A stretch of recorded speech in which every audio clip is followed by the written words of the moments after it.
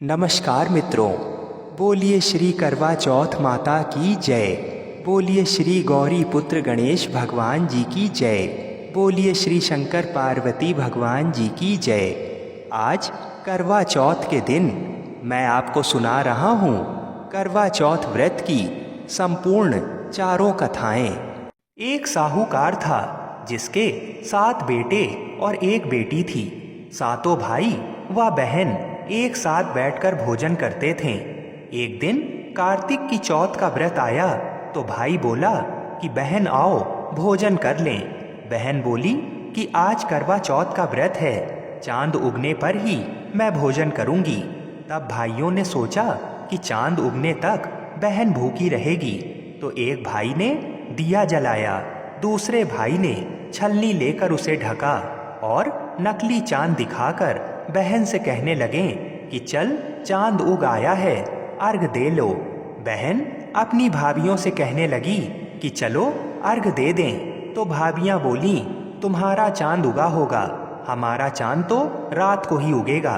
बहन ने जब अकेले ही अर्घ दे दिया और खाने लगी तो पहले ही ग्रास में बाल आ गया, दूसरे ग्रास में कंकड़ आया और तीसरा ग्रास मुंह की ओर किया तो उसकी ससुराल से संदेशा आया कि उसका पति बहुत बीमार है, जल्दी चलो। माँ ने जब लड़की को विदा किया तो कहा कि रास्ते में जो भी मिले उसके पांव लगना और जो कोई सुहाग का आशीष दे तो उसके पल्ले में गांठ लगाकर उसे कुछ रुपए देना। बहन जब भाइयों से विदा हुई तो रास्ते में जो भी मिला उसने यही आशीष दिया कि तुम 7 भाइयों की बहन हो, तुम्हारे भाई सुखी रहें और तुम उनका सुख देखो। सुहाग का आशीष किसी ने भी नहीं दिया। जब वह ससुराल पहुंची तो दरवाजे पर उसकी छोटी ननंद खड़ी थी। वह उसके भी पांव लगी तो उसने कहा कि सुहागिन रहो, सपूती हो। तो उसने ये सुनकर पल्ले में गांठ बांध ली और ननद को सोने का सिक्का दिया। तब भीतर गई तो सास ने कहा कि पति धरती पर पड़ा है, तो वह उसके पास जाकर उसकी सेवा करने के लिए बैठ गई। बाद में सास ने दासी के हाथ बची कुची रोटी भेज दी। इस प्रकार से समय बीतते बीतते मार्गशीर्ष की चौथ आई तो चौथ माता बोली करवा ले भाइयों की प्यारी करवा ले। लेकिन जब उसे चौथ माता नहीं दिखाई दी तो वह बोली हे माता, आपने मुझे उजाड़ा तो आप ही मेरा उद्धार करोगी, आपको मेरा सुहाग देना पड़ेगा। तब उस चौथ माता ने बताया कि पौष की चौथ आएंगी, वह मेरे से बड़ी हैं, उसे ही सब कहना, वही तुम्हारा सुहाग वापस देंगी। पौष की चौथ आकर चली गई, माघ की चली गई, फागुन की चौथ आकर चली गई, चैत्र वैशाख ज्येष्ठ आषाढ़ और सावन भादों की सभी चौथ आईं और यही कहकर चली गईं कि आगे वाली को कहना। आसौच की चौथ आई तो उसने बताया कि तुम पर कार्तिक की चौथ नाराज है, उसी ने तुम्हारा सुहाग लिया है, वही वापस कर सकती हैं, वही आएंगी तो उनके पांव पकड़कर विनती करना। यह बताकर वह भी चली गईं। जब कार्तिक की चौथ आई तो वह गुस्से में बोली भाइयों की प्यारी करवा ले, दिन में चांद उगानी करवा ले, व्रत खंडन करने वाली करवा ले, भूखी करवा ले। तो ये सुनकर वह चौथ माता को देखकर उसके पांव पकड़कर गिड़गिड़ाने लगी, हे चौथ माता, मेरा सुहाग तुम्हारे हाथों में है, आप ही मुझे सुहागिन करें। तो माता बोली पापिन हत्यारिन, मेरे पांव पकड़कर क्यों बैठ गई। तब बहन बोली कि जो मुझसे भूल हुई उसे क्षमा कर दो, अब भूल नहीं करूंगी। तो चौथ माता ने प्रसन्न होकर आंखों से काजल, नाखूनों में से मेहंदी और टीके में से रोली लेकर छोटी उंगली से उसके आदमी पर छींटा दिया तो वह उठकर बैठ गया और बोला कि आज मैं बहुत सोया। वह बोली क्या सोया, मुझे तो 12 महीने हो गए, अब जाकर चौथ माता ने मेरा सुहाग लौटाया। तब उसने कहा कि जल्दी से माता का पूजन करो। जब चौथ की कहानी सुनी, करवा पूजन किया तो प्रसाद खाकर दोनों पति पत्नी चौपड़ खेलने बैठ गए। नीचे से दासी आई, उसने उन दोनों को चौपड़ पासे से खेलते देखा तो उसने सास जी को जाकर बताया। तब से सारे गांव में ये प्रसिद्धि होती गई कि सब स्त्रियां चौथ का व्रत करें तो सुहाग अटल रहेगा। जिस तरह से साहूकार की बेटी को सुहाग दिया, उसी तरह से चौथ माता सबको सुहागिन रखें। यही करवा चौथ के उपवास की सनातन महिमा है। बोलिए चौथ माता की जय। आइए अब करवा चौथ की दूसरी कथा को सुनते हैं। प्राचीन काल में करवा नाम की एक पतिव्रता स्त्री अपने पति के साथ नदी किनारे एक गांव में रहती थी। कार्तिक मास के कृष्ण पक्ष की चौथ के दिन उसका पति नदी में स्नान करने के लिए गया। स्नान करते समय एक मगर ने उसका पैर पकड़ लिया। वह करवा करवा नाम लेकर जोर जोर से अपनी पत्नी को पुकारने लगा। उसकी आवाज सुनकर उसकी पत्नी दौड़कर आई और उसने मगर को कच्चे धागे से बांध दिया। मगर को बांधकर वह यमराज के यहाँ पहुंची और यमराज से बोली, भगवान, मगर ने मेरे पति का पैर पकड़ लिया है, अतः पैर पकड़ने के अपराध में आप अपने बल से उस मगर को नरक में ले जाओ। यमराज ने कहा, अभी मगर की आयु शेष है, अतः मैं उसे नहीं मार सकता। इस पर करवा ने कहा, यदि आप ऐसा नहीं करोगे तो मैं आपको श्राप देकर नष्ट कर दूंगी। ये सुनकर यमराज डर गए और उस पतिव्रता स्त्री करवा के साथ जाकर मगर को उन्होंने यमपुरी भेज दिया और करवा के पति को दीर्घायु प्रदान की। उसी दिन से ये करवा चौथ मनाई जाती है और सुहागिन स्त्रियों के द्वारा व्रत रखा जाता है। हे करवा माता, जैसे तुमने अपने पति की रक्षा की, वैसे सबके पतियों की रक्षा करना। बोलिए चौथ माता की जय। आइए अब करवा चौथ की तीसरी कहानी सुनते हैं। एक ब्राह्मण परिवार में 7 बहुएं थीं। 6 बहुओं के मायके वाले बहुत अमीर थे। इस कारण ससुराल में उनका बड़ा मान था, परंतु छोटी के मायके में कोई नहीं था। वह घर का सारा कामकाज करती, सबकी सेवा करती, पर कोई भी उससे प्यार नहीं करता। सभी दुत्कारते रहते थे। 30 त्योहारों पर भी जब उसके मायके से कोई नहीं आता तो वह बहुत दुखी होती। हर वर्ष की तरह इस वर्ष भी करवा चौथ का व्रत आया। अन्य बहुओं के मायकों से उनके भाई करवा लेकर आए, पर छोटी के मायके में यदि कोई होता तो करवा भी लाता।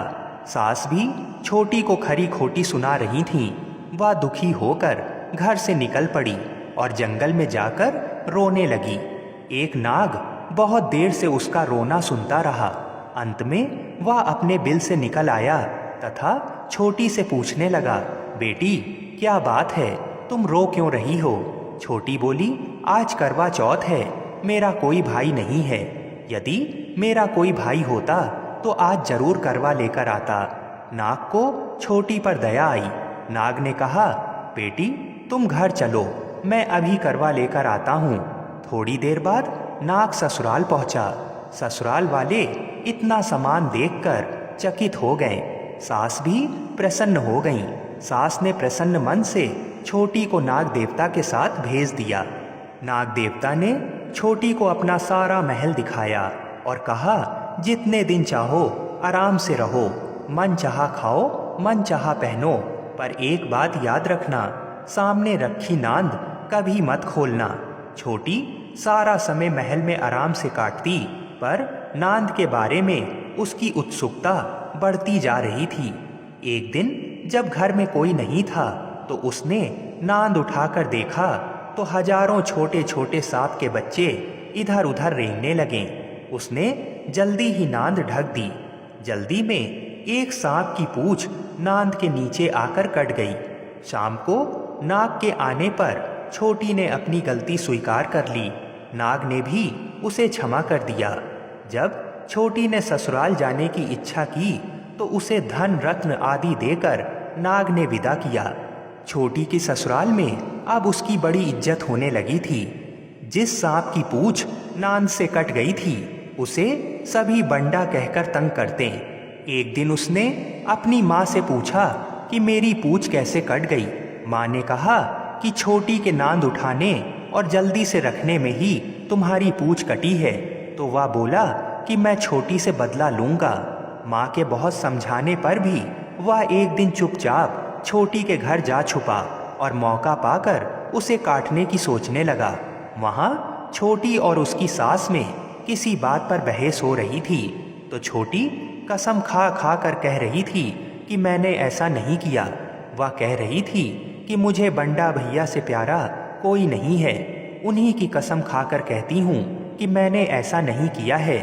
बंडा ने जब सुना तो सोचने लगा कि जो मुझसे इतना प्यार करती है मैं उसे ही काटने आया हूँ। वह चुपचाप घर चला गया। माँ ने पूछा, ले आए बहन से बदला? वह कहने लगा, माँ बहन से कैसा बदला? तभी से बंडा भाई अपनी बहन के लिए प्रति वर्ष चौथ के दिन करवा लेकर जाता। वह बहन बड़े प्यार से करवा चौथ का व्रत करती। बोलिए चौथ माता की जय। आइए अब करवा चौथ की चौथी कहानी को सुनते हैं। अति प्राचीन काल की बात है। एक बार पांडु पुत्र अर्जुन तप करने के लिए नीलगिरी पर्वत पर चले गए थे। इधर पांडवों पर अनेक मुसीबतें पहले से ही थीं। इससे द्रौपदी ने शोक विभल हो कृष्ण जी की आराधना की। कृष्ण उपस्थित हुए और पूछा, कहो क्या कष्ट है तुम्हें? प्रभु, द्रौपदी ने हाथ जोड़कर कहा, मुझे क्या कष्ट है आप तो स्वयं जानते हैं। आप तो अंतर्यामी हैं। मुझे कष्टों के बोझ ने विभल कर दिया है। क्या कोई ऐसा उपाय है जिससे इन कष्टों से छुटकारा मिल सके? तुम्हारा प्रश्न अति उत्तम है द्रौपदी। कृष्ण जी ने मुस्कुराकर बोला, प्रभु फिर मुझ दुखी नारी का कष्ट दूर करने का उपाय बताइए। द्रौपदी ने ये प्रश्न कृष्ण जी से पूछा। यही प्रश्न एक बार पार्वती जी ने शिव जी से किया था। तब श्री शिव जी ने करवा चौथ के व्रत का विधान बताया था। द्रौपदी कहती हैं, हे श्री कृष्ण, फिर मुझे भी करवा चौथ की जानकारी दीजिए, उसकी क्या कथा है? तब भगवान कृष्ण जी ने एक पल सोचने के बाद कहा, दुख सुख जो सांसारिक माना जाता है, प्राणी उसमें सदा ही लिप्त रहता है। मैं तुम्हें अति उत्तम करवा चौथ व्रत की कथा सुनाता हूँ, इसे ध्यान से सुनो।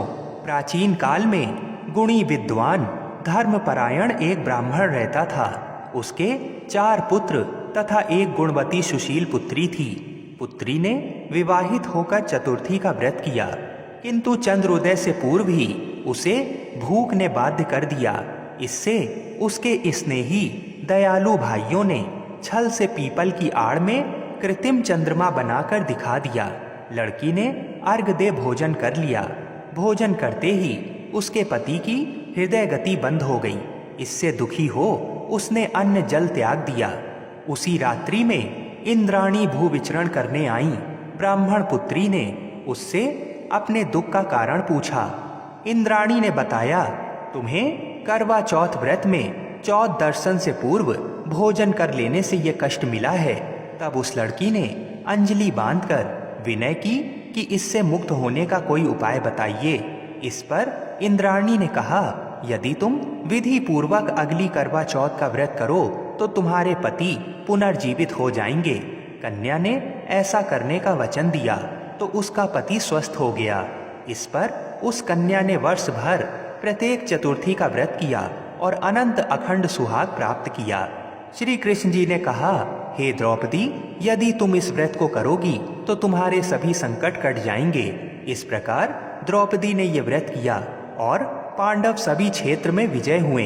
इस प्रकार सौभाग्य, पुत्र पौत्रादि और धन्य धान की इच्छुक स्त्रियों को ये व्रत विधि पूर्वक करना चाहिए। इस व्रत में भगवान शंकर की आरती की जाती है और चौथ माता की भी आरती की जाती है। साथ ही साथ भगवान गणेश की आरती भी अवश्य करें। बोलो चौथ माता की जय। आइए अब चौथ माता की कथा को सुनते हैं। इस कथा को सुनने से ही व्रत पूर्ण माना जाता है तथा समस्त मनोकामनाएं भी पूर्ण होती हैं। तो इन कथाओं को बड़ी ही श्रद्धा और प्रसन्न चित मन से पूरा अवश्य सुनिएगा। एक नगर में एक बूढ़ी माँ रहती थी। वह अपने बेटे की सलामती के लिए 12 महीनों की चौथ का व्रत करती थी। हर चौथ को पंसारी से थोड़ा सा गुड़ और घी लाकर 4 लड्डू बनाती, एक बेटे को देती, एक से पूजा करती, एक हथकार के लिए निकालती और एक चांद उगने पर खुद खा लेती थी। एक बार उसका बेटा ताई से मिलने गया। ताई ने वैसाखी चौथ का व्रत रखा था। ताई से पूछा, माँ तो 12 चौथ रखती है। ताई बोली, तेरी माँ तेरी कमाई से तर माल खाने के लिए 12 चौथ रखती है। तू परदेश जाए तो वह एक भी चौथ नहीं करेगी। लड़के को लगा ताई सच कह रही हैं। घर आकर माँ से कहा, मैं परदेश जा रहा हूँ, यहाँ तू मेरी कमाई खाने पीने में ही उड़ा देती है। माँ ने समझाकर उसे रोकना चाहा, पर बेटा नहीं माना। माँ ने उसे साथ ले जाने के लिए चौथ माता के आंखें दिए और कहा, मुसीबत में ये आंखें तेरी मदद करेंगे। वह आंखें लेकर रवाना हो गया। घूमते हुए एक नगर में पहुंचा। उसने देखा एक बूढ़ी माँ रोती जा रही है और पुआ बनाते जा रही है। उसने कारण पूछा तो बूढ़ी माँ ने कहा, बेटा इस नगर की पहाड़ी पर एक दैत्य रहता है। पहले वह नगर में आकर कई लोगों को खाने के लिए मार देता था। अब राजा हर घर से एक आदमी दैत्य के पास भेजता है और आज मेरे बेटे की बारी है, इसलिए मैं रो रही हूँ और उसी के लिए पुए बना रही हूँ। वह बोला, तू पुए मुझे खिला दे, तेरे बेटे की जगह मैं चला जाता हूँ। बूढ़ी माँ ने खीर पुए उसे खिला दिए। खा पी कर वह सो गया। रात को राजा के सैनिक आए तो बूढ़ी माँ ने उसे भेज दिया। दैत्य के सामने पहुँचने पर उसने चौथ माता के आंखें दैत्य की तरफ फेंक कर कहा, हे चौथ माता, यदि मेरी माँ मेरी सलामती के लिए व्रत करती है तो दैत्य का सिर कटकर गिर जाए। फिर तुरंत दैत्य का सिर कट गया। लड़का वापस आ गया। राजा ने उसे उपहार देकर विदा किया। चलते चलते वह एक दूसरे राजा के नगर में पहुंचा। इस राज्य में आवा तभी पकता था जब एक इंसान की बलि दी जाती थी। सिपाहियों ने उसे पकड़कर आवे में चुन दिया। लड़के ने आंखें आवे में डाला और कहा, हे चौथ माता, यदि मेरी माँ मेरे लिए व्रत करती है तो आवा मेरी बलि लिए बिना ही झट से पक जाए। ऐसा कहते ही आवा तुरंत पक गया। आवे में से मिट्टी की जगह सोने चांदी के बर्तन निकले। अंदर से लड़का बोला, बर्तन धीरे धीरे निकालना, मुझे लग नहीं जाए। राजा ने उसे निकलवाया और पूछा, इस आवे से तुम बच कैसे गए? लड़के ने बताया कि उसकी माँ चौथ माता का व्रत करती है, व्रत के कारण ही वह बच पाया है। राजा को तब विश्वास नहीं हुआ। उसने एक चांदी की सुराही मंगवाई और कहा कि सुराही की नली से निकल कर दिखाओ, तभी मुझे विश्वास होगा। लड़के ने चौथ माता को याद करके आंखें सुराही में डालें और कहा, मैं भंवरा बनूं, सुराही से निकलूं। लड़का तुरंत भंवरा बनकर सुराही से निकल गया। तब राजा ने खुश होकर राजकुमारी की शादी उसके साथ करवाई और सभी लोगों को चौथ माता का व्रत करने को कहा। उसे माँ की याद आई। उसने राजा के पास जाकर खुद के नगर जाने की इच्छा जाहिर की। राजा ने रथ, घोड़ा, हाथी और खूब सारा दान दहेज देकर उन्हें विदा किया। चौथ के दिन वह अपने नगर पहुंचा। वह अकेला पंसारी के यहाँ माँ का इंतजार करने लगा। सोचा, चौथ है तो माँ यहाँ जरूर आएंगी। थोड़ी देर बाद लकड़ी टेकती हुई माँ आती दिखी। उसकी माँ की आंखों में जाले आने के कारण दिखना कम हो गया था। लड़के ने जानबूझकर उस स्त्री के बेटे को अपशब्द कहने लगा। माँ ने उसे नहीं पहचाना और कहने लगी, भैया मुझे चाहे कितनी गाली दे दो, पर मेरे बेटे को कुछ मत कहना। ये सुनते ही बेटा माँ के चरणों में गिर पड़ा। कहा, माँ मैं तेरा ही बेटा हूँ, मुझे माफ़ कर दो। तब माँ ने उसे गले लगा लिया। नगर के लोगों ने विश्वास नहीं किया कि वह उसी का बेटा है। बूढ़ी माँ ने चौथ माता को याद करके कहा, हे चौथ माता, यदि मैं अपने बेटे के लिए व्रत करती हूँ तो मेरे स्तन में दूध भर जाए और उसकी धार मेरे बेटे के मुख में गिरे। माँ के स्तनों से दूध की धार निकलकर बेटे के मुंह में गिरने लगी। लोग चौथ माता की जय जयकार करने लगे। उस नगर के सभी लोग चौथ माता का व्रत करने लगे। हे चौथ माता, जैसा बूढ़ी माँ और उसके बेटे की सहायता की, वैसे हमारी भी करना। कहानी कहने, सुनने और हुंकारा भरने वालों पर अपनी कृपा करना। बोलिए चौथ माता की जय। आइए अब गौरी पुत्र गणेश भगवान जी की बहुत ही सुंदर कथा सुनते हैं।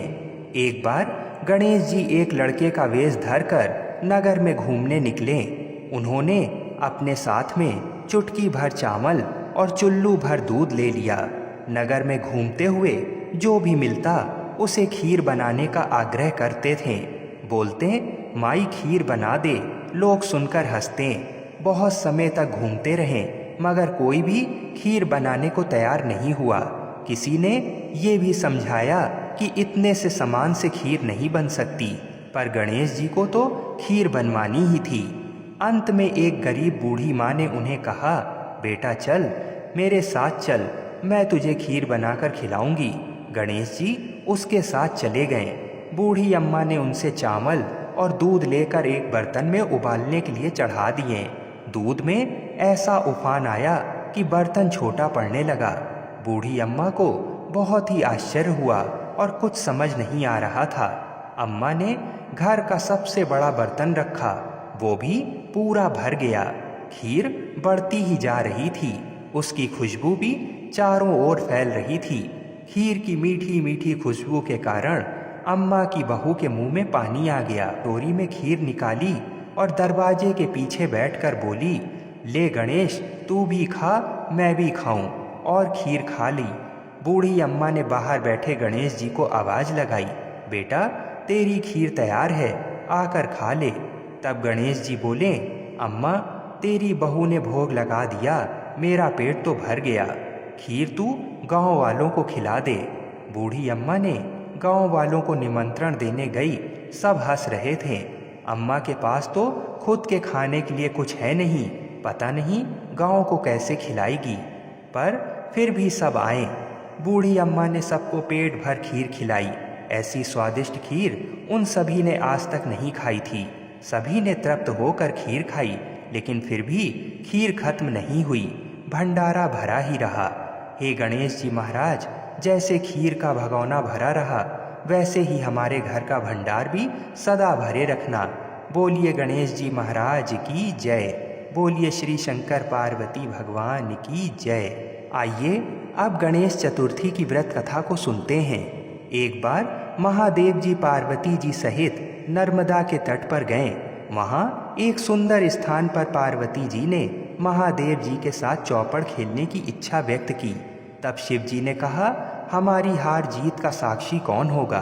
तब पार्वती जी ने तत्काल वहाँ की घास के तिनके बटोर कर एक पुतला बनाया और उसमें प्राण प्रतिष्ठा करके उससे कहा, बेटा हम चौपड़ खेलना चाहते हैं, किंतु यहाँ हार जीत का साक्षी कोई नहीं है, अतः खेल के अंत में तुम हमारी हार जीत के साक्षी होकर बताना कि हम में से कौन जीता और कौन हारा।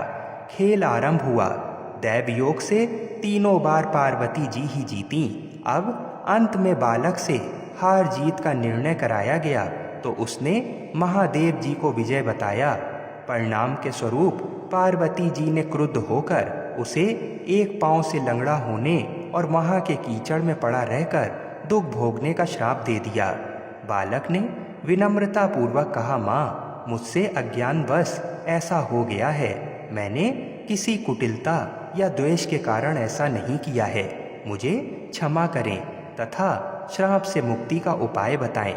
तब ममता रूपी माँ को उस पर दया आ गई और वो बोली, यहाँ नाग कन्याएं गणेश पूजन करने आएंगी, उनके उपदेश से तुम गणेश व्रत करके मुझे प्राप्त करोगे। इतना कहकर वे कैलाश पर्वत पर चली गईं। एक वर्ष बाद वहाँ सावन में नाग कन्याएं गणेश पूजन के लिए आईं। नाग कन्याओं ने गणेश व्रत करके उस बालक को भी व्रत की विधि बताई। तत्पश्चात बालक ने 12 दिन तक श्री गणेश जी का व्रत किया। तब गणेश जी ने उसे दर्शन देकर कहा, मैं तुम्हारे व्रत से प्रसन्न हूँ, मनोवांछित वर मांगो। बालक बोला, भगवान मेरे पाँव में इतनी शक्ति दे दो कि मैं कैलाश पर्वत पर अपने माता पिता के पास पहुँच सकूँ और वे मुझ पर प्रसन्न हो जाएं। गणेश जी तथास्तु कहकर अंतर ध्यान हो गए। बालक भगवान शिव के चरणों में पहुंच गया। शिव जी ने उससे वहां तक पहुंचने के साधन के बारे में पूछा। तब बालक ने सारी कथा शिव जी को सुना दी। उधर उसी दिन से अप्रसन्न होकर पार्वती जी शिव जी से भी विमुख हो गई थीं। तदुपरांत भगवान शंकर ने भी बालक की तरह 21 दिन पर्यंत श्री गणेश जी का व्रत किया, जिसके प्रभाव से पार्वती जी के मन में स्वयं महादेव जी से मिलने की इच्छा जागृत हुई। वे शीघ्र ही कैलाश पर्वत पर आ पहुंची। वहां पहुंचकर पार्वती जी ने शिव जी से पूछा, भगवान, आपने ऐसा कौन सा उपाय किया जिसके फलस्वरूप मैं आपके पास भागी भागी आ गई हूँ। शिव जी ने गणेश व्रत का इतिहास उनसे कह दिया। तब पार्वती जी ने अपने पुत्र कार्तिकेय से मिलने की इच्छा से 21 दिन पर्यंत 21-21 की संख्या में दूर्वा पुष्प तथा लड्डुओं से गणेश जी का पूजन किया। 21वें दिन कार्तिकेय स्वयं ही पार्वती जी से आ मिले। उन्होंने भी माँ के मुख से इस व्रत का महात्म्य सुनकर व्रत किया। कार्तिकेय जी ने यही व्रत विश्वामित्र जी को बताया। विश्वामित्र जी ने व्रत करके गणेश जी से जन्म से मुक्त होकर ब्रह्म ऋषि होने का वर मांगा। गणेश जी ने उनकी मनोकामना पूर्ण की। ऐसे हैं श्री गणेश जी जो सबकी कामनाएं पूर्ण करते हैं। आइए अब मनोकामनाओं को पूरी करने वाली गणेश चतुर्थी की दूसरी कथा को सुनते हैं। एक बार महादेव जी स्नान करने के लिए भोगावती गए। उनके जाने के पश्चात पार्वती जी ने अपने तन के मैल से एक पुतला बनाया और उसका नाम गणेश रखा। पार्वती ने उससे कहा, हे पुत्र, तुम एक मुग्दल लेकर द्वार पर बैठ जाओ। मैं भीतर जाकर स्नान कर रही हूँ। जब तक मैं स्नान ना कर लूँ तब तक तुम किसी भी पुरुष को भीतर मत आने देना। भोगावती में स्नान करने के बाद जब भगवान शिव जी आए तो गणेश जी ने उन्हें द्वार पर रोक लिया। इसे शिव जी ने अपना अपमान समझा और क्रोधित होकर उनका सिर धड़ से अलग करके भीतर चले गए। पार्वती जी ने उन्हें नाराज देखकर समझा कि भोजन में विलंब होने के कारण महादेव जी नाराज हैं। इसलिए उन्होंने तत्काल 2 थालियों में भोजन परोसकर शिव जी को बुलाया। तब दूसरी थाल देखकर तनिक आश्चर्यचकित होकर शिव जी ने पूछा, ये दूसरी थाल किसके लिए है? पार्वती जी बोली, पुत्र गणेश के लिए, जो बाहर द्वार पर पहरा दे रहे हैं। ये सुनकर शिव जी और अधिक आश्चर्यचकित हुए। तुम्हारा पुत्र पहरा दे रहा है? हाँ नाथ, क्या आपने उसे देखा नहीं? देखा तो था, किंतु मैंने तो अपने रोके जाने पर उसे कोई उद्दंड बालक समझकर उसका सिर काट दिया। ये सुनकर पार्वती जी बहुत दुखी हुई। वे विलाप करने लगीं। तब पार्वती जी को प्रसन्न करने के लिए भगवान शिव ने एक हाथी के बच्चे का सिर काटकर बालक के धड़ से जोड़ दिया। पार्वती जी इस प्रकार पुत्र गणेश को पाकर बहुत प्रसन्न हुईं। उन्होंने पति तथा पुत्र को प्रीतपूर्वक भोजन कराकर बाद में स्वयं भोजन किया। बोलिए गौरी पुत्र गणेश भगवान की जय। बोलिए श्री शंकर पार्वती भगवान की जय। आप सभी को गणेश चतुर्थी की हार्दिक शुभकामनाएं। जय श्री राधे कृष्ण। हर हर महादेव।